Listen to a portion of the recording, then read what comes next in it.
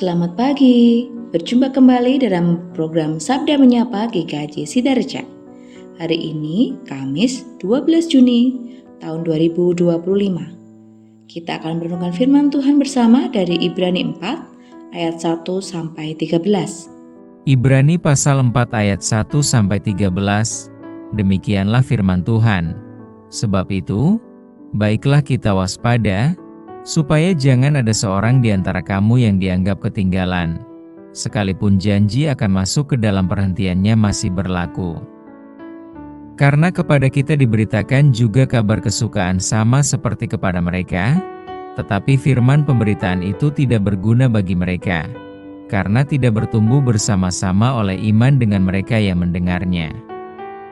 Sebab kita yang beriman akan masuk ke tempat perhentian seperti yang ia katakan. Sehingga aku bersumpah dalam murkaku, mereka takkan masuk ke tempat perhentianku, sekalipun pekerjaannya sudah selesai sejak dunia dijadikan. Sebab tentang hari ketujuh pernah dikatakan di dalam suatu nas, dan Allah berhenti pada hari ketujuh dari segala pekerjaannya. Dan dalam nas itu kita baca, mereka takkan masuk ke tempat perhentianku. Jadi sudah jelas bahwa ada sejumlah orang akan masuk ke tempat perhentian itu, sedangkan mereka yang kepadanya lebih dahulu diberitakan kabar kesukaan itu, tidak masuk karena ketidaktaatan mereka. Sebab itu ia menetapkan pula suatu hari, yaitu hari ini, ketika ia setelah sekian lama berfirman dengan perantaraan Daud seperti dikatakan di atas, pada hari ini, jika kamu mendengar suaranya, janganlah keraskan hatimu.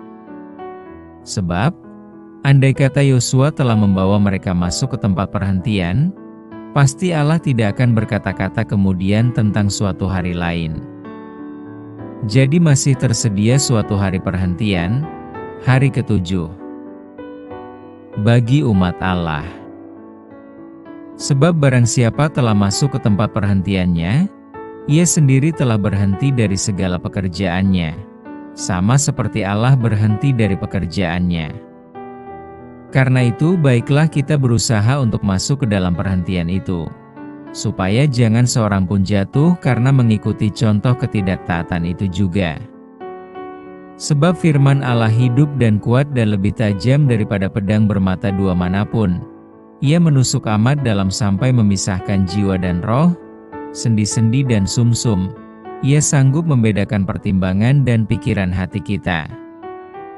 Dan tidak ada suatu makhluk pun yang tersembunyi di hadapannya, sebab segala sesuatu telanjang dan terbuka di depan mata Dia, yang kepadanya kita harus memberikan pertanggungan jawab. Dengan tema mengakhiri dengan baik. Tempat istirahat atau rest area menjadi tempat yang dicari oleh para pengendara. Di situ tersedia bahan bakar, makanan, minuman, dan kebutuhan lain, dan tentunya toilet. Namun sesungguhnya mereka lebih merindukan rumah karena rumah adalah tempat berhentian paling nyaman. Ada dua hal penting yang dibahas teks ini. Pertama, hari perhentian. Hari ini didasarkan pada hari ketujuh saat Allah berhenti dari segala pekerjaannya di ayat yang keempat. Selain hari ketujuh ditetapkan pula suatu hari, yaitu hari ini di ayat 7. Sebagai hari perhentian umat Allah. Kedua, tempat perhentian mengacu kepada tanah Kanaan sebagai tanah perjanjian.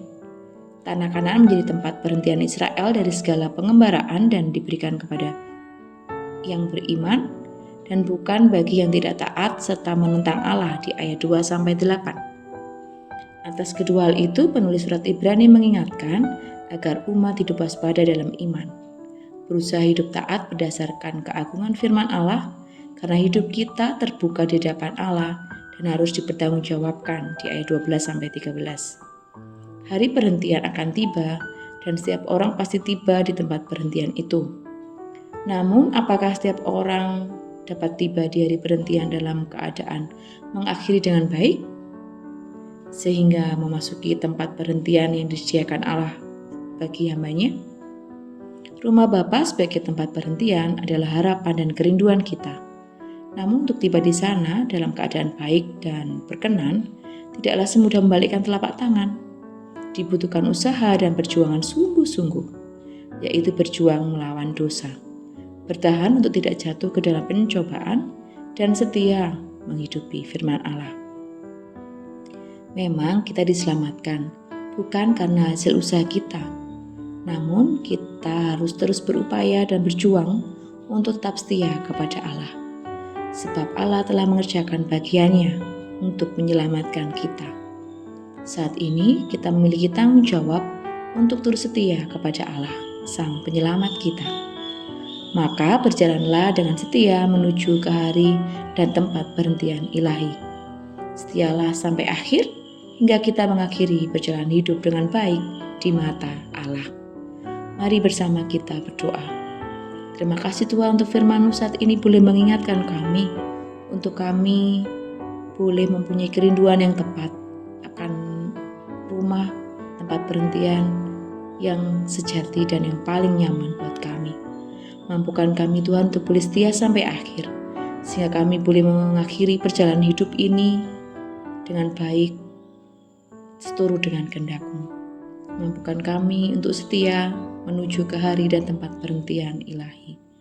Terima kasih Tuhan, Kau telah menyiapkan tempat bagi kami, dan kami yakin percaya Kau selalu jaga dan lindungi kami di sini.